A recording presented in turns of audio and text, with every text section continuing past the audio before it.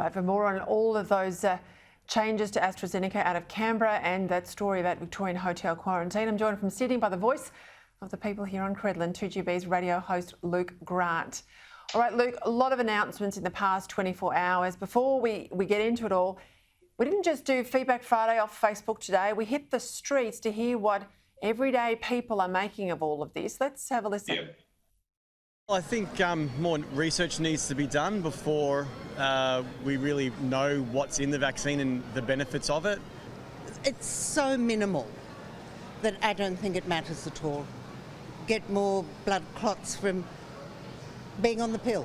I mean, I don't think under 50s are the priority for the vaccine anyway. Like, I'm in that age group and I understand that all my parents, grandparents, people in the front line are the priority, and if it's safe for them to take, then I'm happy for them to roll it out. The vaccine's been made in such a short period of time as well, so it could cause not only blood clotting, but it could cause other internal issues, I guess, as well. But yeah, I sort of think twice about it. All right, Luke, you're in and around radio. I'm interested to your takeout from Talkback as well. Yeah. Look, hi, Peter. There's two distinct groups that I've discovered in the last couple of weeks on this. Group one is under no circumstances will they have it. Now, I don't know if that's a small number of people with a loud voice, very active on social media, but I keep getting referred to, this scientist or that website. And look, this isn't mandatory. People are entitled to do some research and make a view. But what disturbs me most is the number of people, Peter, that are prepared to have it, but are sitting at home almost waiting for a phone call. They don't know what's involved in the process. I had a caller this week, and a lovely lady from Western Sydney who said to me, I've got asthma and other underlying issues. I don't want to leave home just in case. And I rang my local medical practice, and they don't think they'll have it for a couple of months. And I said, we had another listener who had the vaccine that day, and he rang and said, you've got to actually get on the front foot a bit here. There's a government website. You go there, you put your details. It'll tell you to 1A, 1B or whatever, and then it will give you options. And the options are clinics. And then you can click on them and you can make a booking or you ring them. Anyway, she rang me the next night and said, I'm in for next week. How good is it? So I think the government messaging around here, particularly about how you go about getting vaccinated, really leaves a lot to be desired. I don't know how big the other group is, but they've got a very loud voice. And I'm worried now that we've got this situation, Peter, the people will hear the small group and go, oh, no, I better not have it, Yeah, look, I think you've hit on something there. I've been looking at the government's messaging. I mean, they bought almost 4 million doses of AstraZeneca out of Europe. They only got about 700 of them. They had an over 3 million shortfall, bought and paid for, just not delivered. Yep. That's not the government's fault. It's not the government's fault either that they are responding appropriately to the advice from officials that this shouldn't be used for anyone under the age of 50. I mean, if they had that advice and they didn't respond to it, and they said, oh, well, bugger it, everyone can still have AstraZeneca, we would be up in arms at that too. So I think the government's doing the right things here, and much of this is out of their control. However, they're not taking us through the steps. I don't think it's been explained well enough. And I don't know why there isn't, vaccine.gov.au, somewhere you can go, regardless of where you live in the country, put all of those details in, spits you out somewhere that you can turn up a mass vaccination clinic, let's say, if or not your own GP, because I know people are calling their GPs, Luke, and they're saying, well, we don't really have enough to start vaccinating yet, we don't have enough doses, whatever. But I think it's the lack of clarity in the messaging from a government who's usually, look at job seeker, job keeper, house builder and all those other sort of gimmicky things. They're pretty good at this stuff, but it's letting them down here, isn't it? Well, it is, Peter, you're right. And you know what? A press conference in the middle of the day doesn't cut it. Now, they've got people with credibility, the PM himself, the Greg Hunt, the health minister, and of course our chief health officer, even the boss or the secretary of the Department of Health. Every night they should be in people's lounge rooms via their television saying A, B, C, D, or in this case, don't panic.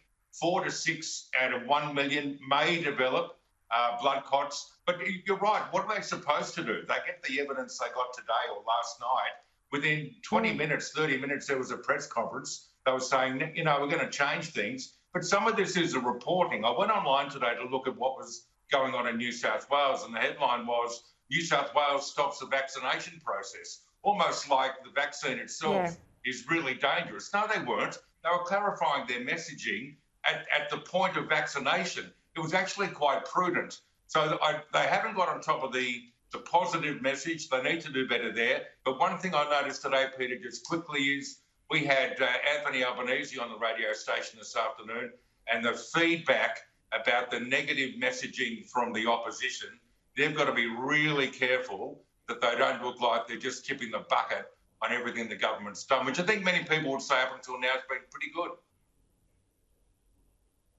Yeah, I think the politics, you're right, Labor's going to be careful of the politics. I think the politics is coming out with some of the media commentary, you know, quite happy to dump on the PM and making this all about the PM.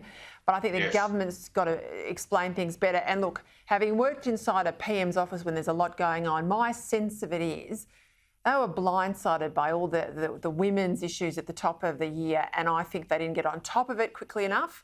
I think they misread it. I think they thought it would just go away. That was the sense after that first news poll, but I know news poll lags.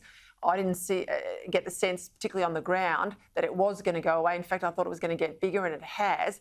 And I think they struggle to get their hand around that. And because of that, all the other stuff that you're doing gets pushed to the back burner. But you know, anyone who cooks knows eventually it boils over on the back burner as much as it will on the front burner.